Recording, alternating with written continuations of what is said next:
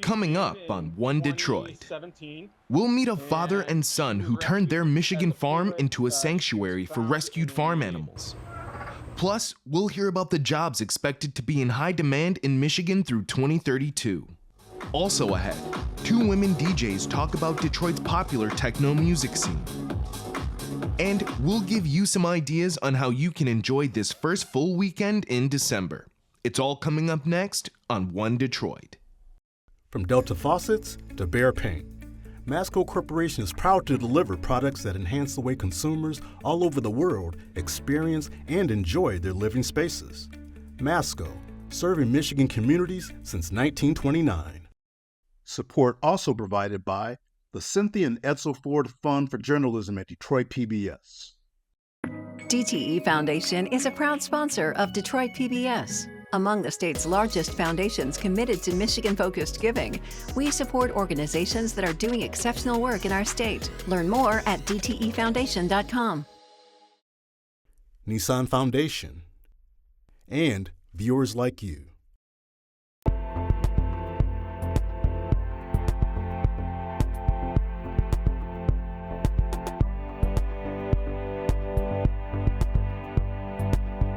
Just ahead on One Detroit, we'll have a future of work report on projected top jobs in Michigan over the next 8 years. Plus, we'll hear from 2 Detroit DJs about the music that influenced their lives and careers. And we'll look at some of the events happening around town this weekend. But first up, we're taking you to the Barn Sanctuary in Chelsea, Michigan.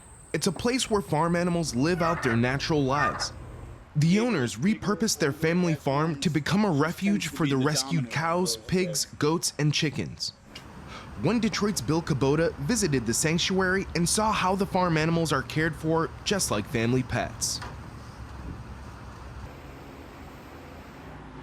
Animals on the farm just off the freeway west of Ann Arbor.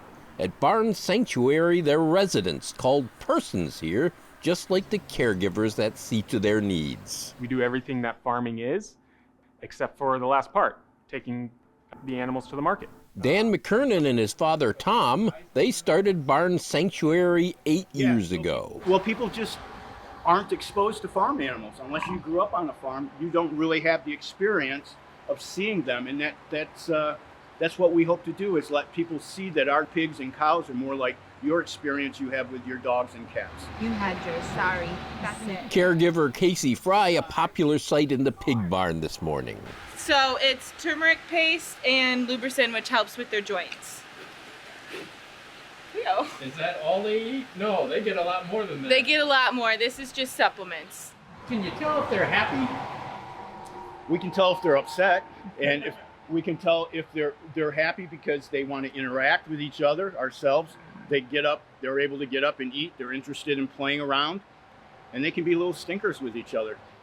Around 140 farm animals, and rescue stories come with each of them. We rescued June in 2017, and she was rescued as a piglet.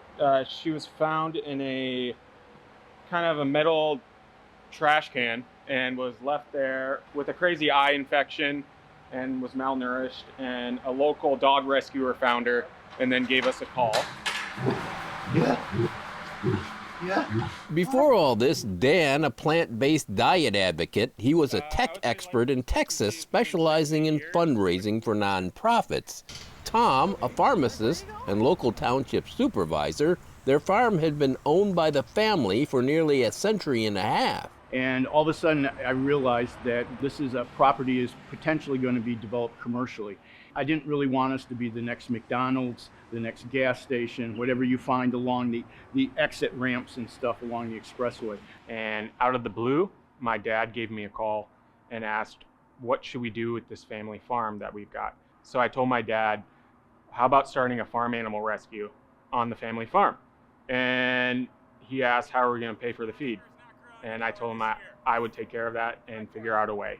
Dan barnstormed social media. His messaging was a hit. One bale of hay, it's $5. And we're trying to raise $15,000 in order to get 3,000 bales of hay. And so Dan came up with this idea, and I said, Really? People give you money for this? This is how this works? I just wanted to give y'all an update on the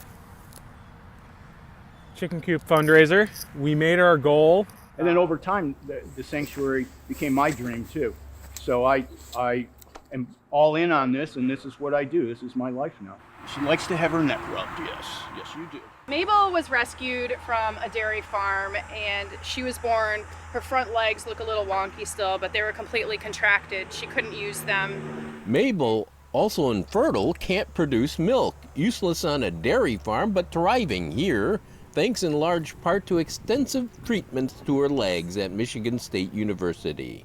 Uncommon veterinary care paid for by Barnes Sanctuary supporters. We are so open to trying everything under the sun that doesn't compromise the quality of life. So if we can give them a great quality of life and extend the quantity of life, then we feel like we're doing the right things. Come on, buddy. Augustus. Hey, dude. You can't see me. Augustus. Come on. Come on, buddy. Augustus the friendly rooster, not just to caregivers. He gets along well with the hens, too. When we talk about the breeds that are raised for meat, unfortunately they're killed in the industry at 6 weeks of age, but we do things very specifically here, and we've had one of those hens last 6 years, which is phenomenal. Goats. Named Steve, Martin, and Chevy, the three amigos. They arrived 7 years ago after a harrowing excursion aboard an animal transport that made the news. The Pennsylvania SPCA spent most of the day unloading these goats and sheep from this truck onto these vehicles. The animals had a wild ride. The animal's owner fled police. Spike strips reportedly involved. So with all these animals in a trailer in tow, there was a high-speed chase. Unfortunately, he crashed. A lot of the animals in the trailer perished. The three amigos came through it okay. The driver and his passenger on the lam, apprehended. Barn Sanctuary now at capacity. The countless other less fortunate farm animals. What about sanctuary for them? That's just something that we have to accept. To just say, if I can't save them all, what's the point in saving 1 or 5 or 10? So one step at a time, and we're just doing the best that we can. But I'd much rather do this because when I'm 95, I don't really want to be talking about, did you see that ordinance I helped write? Or how many flu shots did I give? No, I want to be talking about how we can make the world a better place for our kids and our grandkids by reducing animal cruelty that occurs in factory farms, by reducing climate change that agriculture causes, and then also by increasing people's personal health by just eating healthier. Let's turn now to a future of work report on top jobs in Michigan over the next 8 years. The Michigan Center for Data and Analytics recently released a report on 50 jobs that will be in demand in the state through 2032. I spoke with the organization's research manager, Evan Linsky, about the projections and the data used to predict the future of work in Michigan.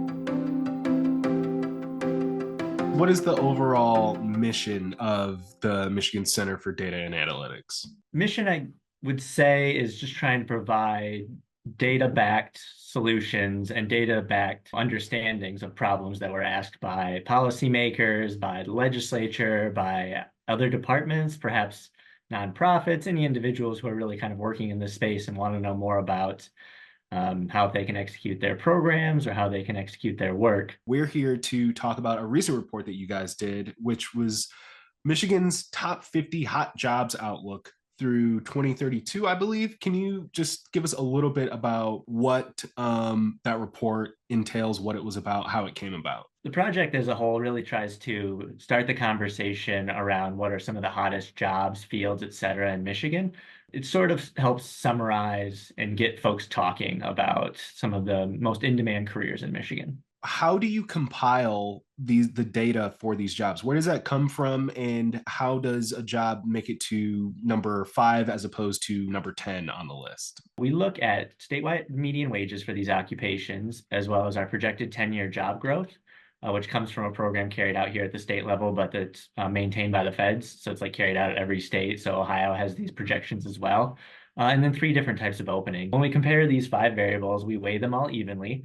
And so if you're doing very well in median wages and job growth, but perhaps a little bit less in openings, that kind of factors into it, but all evenly across the 5 variables. So we take this mix, we find that we get a good healthy mix of jobs. The list, as I mentioned, we've done this a few times now, usually has about 80% carryover. So roughly about 40 jobs will carry over every 2 years. So that's nice. You know, if we did a 10-year outlook and 2 years later, only 4 of the jobs were the same, we'd have some concerns, understandably. Right. One of the things you just mentioned was the 3 different types of job openings. Am I understanding that correctly? Can you explain that a little more? So the feds define it as transfers, which is an individual who's leaving a job for another job. And that's not like I'm a registered nurse at this hospital going to this hospital. It's more like I'm a registered nurse here. I'm going to teach at Wayne State University. Typical occupational change due to like exits. So folks who are just leaving the labor market could create openings as well. And those are defined as folks who are leaving for a certain period of time. That could be maternal or paternal care, perhaps taking care of a loved one, going back to school, etc. But some individual who's not leaving to go to a new job. It's just an individual who's exiting the labor force in their totality. What are the top jobs that you're seeing, and what do they have in common with each other? But looking at roughly just the top 10, we see software developers, both mechanical and industrial engineers, registered nurses, and a number of other financial management, computer, STEM-related jobs often appearing here in the top 10. You know, it's tough to narrow it down to just 50 in the total list, but that does represent almost 20% of employment within the state, actually. So 1 in 5 jobs is captured on this list. But really those STEM jobs, STEM-related fields are really appearing near the top list, and they have been for a while now. You guys are compiling lists of projected job growth areas. In doing that, are you discovering jobs and industries that are going to be in less demand? Those that perhaps require a lower barrier to entry, such as data entry, manual data entry, perhaps telemarketers, very low barrier to entry production jobs as well, like folks who are maybe pressing t-shirts individually, things that like machines are starting to do writ large quicker than like one individual operating a machine that they were perhaps trained on in a week or in a day, that kind of thing.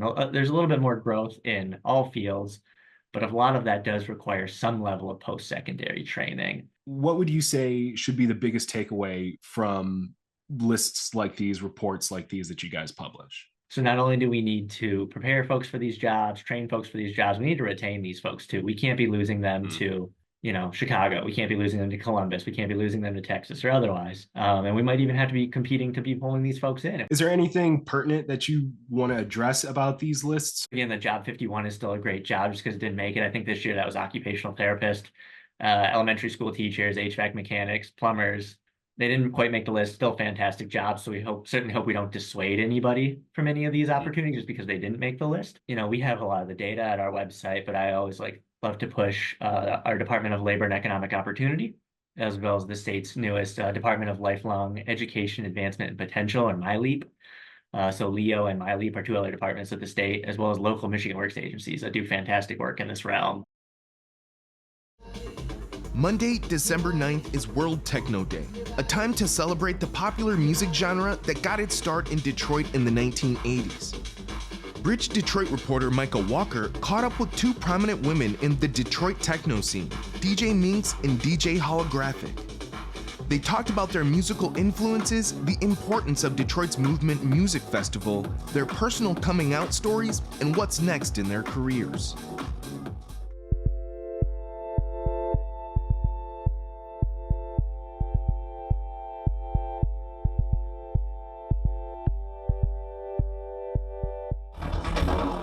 Detroit is known as the birthplace of techno. Adding to that legacy, DJ Minx, a legend in the city's techno scene, and DJ Holographic, who's learning from those who came before her. How did the 2 of you meet? Ariel and I met through, of course, music. And being 2 Black women from Detroit, playing this thing called techno and house music. Yeah. And me being mentorish. Once I know about a young lady doing some music, I've got to meet them. So I went to a party where she was just to meet her specifically. I love that. Holographic looks up to Minx, and the two have formed a bond through music. I'm super honored to get to know her more and more every day. And I'm trying to can't remember the first time I met you, but I know how many times I've heard of you. I have so many people say, like, if you don't know Minx, you don't know nothing yet. And I was like, you're right. And it just uplifted me to see you because I knew I'm in the right place at the right time. Both of you performed at Movement this year. You've been there several times. What makes each time so special? I would say each time is so special because I've been going since I graduated high school. And I've been going every summer, every year. At Hart Plaza and being the heart of the city of Detroit to hear music that African Americans made, house music, techno, it's gratifying. Or this past year, oh my God, it was like the best one. I got to play a really fun, phenomenal set. Then I got to see some of my favorite artists like Terrence Parker. And I got re-inspired and getting to dance and express myself and seeing my other family. Because that's what it is. Movement is like another family. Absolutely. Movement is like a family reunion every year. And a lot of people around the world actually know that. Minx has been a fixture at the Movement Festival for more than 20 years. I have a stage every year, so I do a House Your Life stage. And we bring in artists that a lot of them haven't played Movement or been there before. But the elevating of these not only artists, period, but LGBTQ community that come in, they play, and they dance with us. It's like building another family on top of the one we already have. What were some of the music that you grew up listening to? I would Motown, Michael Jackson. Diana Ross, honey. Diana Ross. Yes, the Jacksons, Marvin Gaye. Aretha Franklin. Yeah. A lot of Michael Jackson for me. At 18, I started listening to Prince. And then the radio. It's the radio that really raised me for music here in Detroit. Electrifying Mojo. How has that shaped the music you're making today? First of all, with us talking about the Electrifying Mojo, he was on WGPR. And he introduced me to a lot of the music that I still play today because this music is timeless as well. He played a lot of Prince. He played a lot of tracks that no one else played on different stations like the B-52s and Visage, Frequency 7 stuff. He played a lot of new wave. And this is stuff you hear right now that's being produced by house music DJs using the same samples and we can still play that music today. How did clubs like the Music Institute help you realize that you want to be a DJ? Going to the Music Institute and seeing those people dance like they cared about nothing in the world, and them it just being such a togetherness at this place, that was a feeling that I wanted to deliver.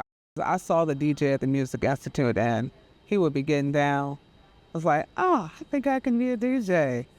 But realistically, it was my mentor that pushed me to say, well, if you want to be a DJ, be a DJ. The first thing I thought was, nope, I'm a woman. I can't do that. So then I started hearing about the women that were DJing.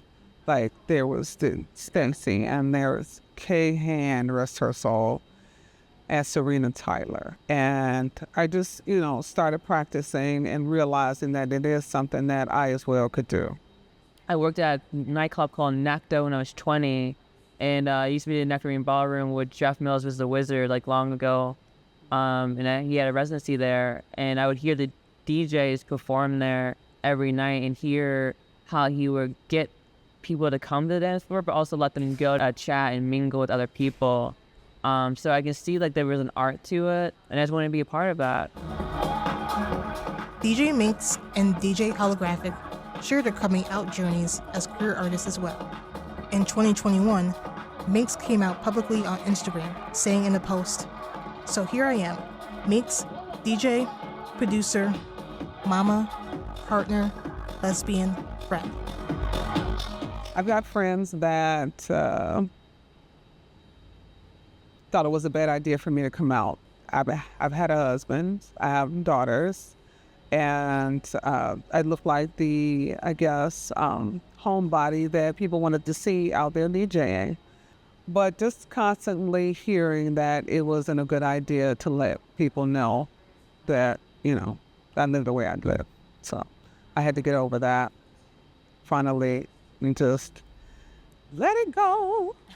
When I actually did come out, the phone calls that I got, like at that moment, like the post went up, I sat, and my managers were all like, we're going to be up. But people that read the post were calling me, holy smokes, I cannot believe it. I love you so much. Thank you for doing this. One person said, you just helped me. I just came out, or you let it be known that it can be done. And like an entire world opened up. Even with my family, like I came out in a weird way of being bi, and people are also, even the community, in our community, are not the nicest to bis, but it was still that moment of when I told my family this is where it got kind of weird, because I expressed it to my mother. It was a whole nother topic that we were having, and then it came up slightly to this topic of being, okay, this is when I'm going to be vulnerable with you. We're talking about something else where I'm going to be vulnerable with you and honest here about me liking this girl at school. But I don't know if she fully understood or like was willing to make the next move, because I don't know, it was a book on the conversation, but she was listening. And then of course she told her mom, which is my grandmother, and my grandmother just said, which is really made me very happy, that she said, like, as long as you meet someone that respects you. And that was really nice, because that means I got like reinforcement there. I played in majority only queer places in my first 5 years of DJing. So there was not a conversation of like coming out. I'm like, I'm here. Like I'm here. Yeah. I'm here and I'm queer, but there was always naturally there. What's next for the two of you? Any future collaborations? Yeah, we've got something brewing. Very, very Detroit. I am currently planning my 2025 movement stage. I have a few remixes coming out soon. I don't even want to think about 5 minutes ahead. But in truth, it's going to be music. It's going to be art. And it's going to be Detroit. Always. My biggest thing right now is the Zodiac thing. Is a big project for mine. And just like really just working on my music, honestly. Like I love gigging and working on music. So I have a lot of stuff. The funny part is like I'm an ambitious person, so I don't think I'm doing a lot. Probably doing a whole lot. I'm doing too much. Yeah. I'm doing the most. Exactly. Right, and that's what it is, doing the most. The holidays are here, and there's a lot to do in Metro Detroit, both indoors and outdoors. Cecelia Sharpe and Haley Taylor of 90.9 WRCJ have a list of some of the events and activities taking place in today's One Detroit weekend. Hey Haley, it's so great to have you to join me to talk about the arts and cultural events happening in and around the Metro Detroit area. So since this is your debut, why don't you start us off with the first event?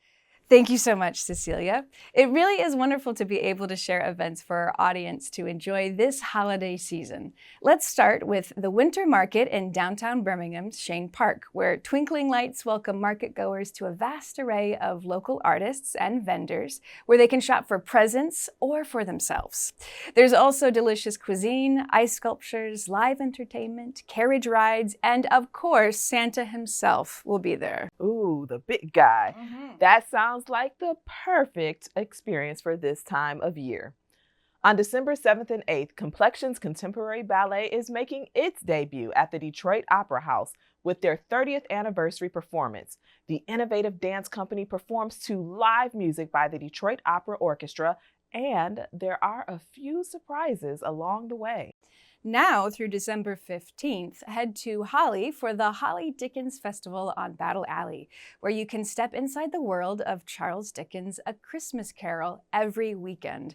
There's a theme each weekend. This weekend is Decked Out for Dickens, and next weekend is God Bless Us Everyone. Who can forget that line from the holiday classic? Another fun holiday event is Santa's Reindeer Farm at Grandpa Tiny's farm in Frankenmuth, where kids can meet Santa and his reindeer. Don't forget your letters for Santa. You can head there through December 22nd. And now, through December 15th, the mesmerizing classic Les Miserables takes the stage at Fisher Theater. Of course, there is so much more happening in and around our city, so stay tuned for more options. Have a wonderful weekend.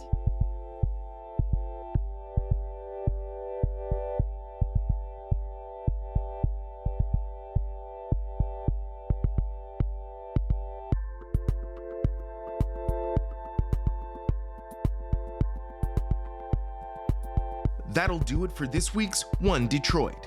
Thanks for watching. Head to the One Detroit website for all the stories we're working on. Follow us on social media and sign up for our weekly newsletter.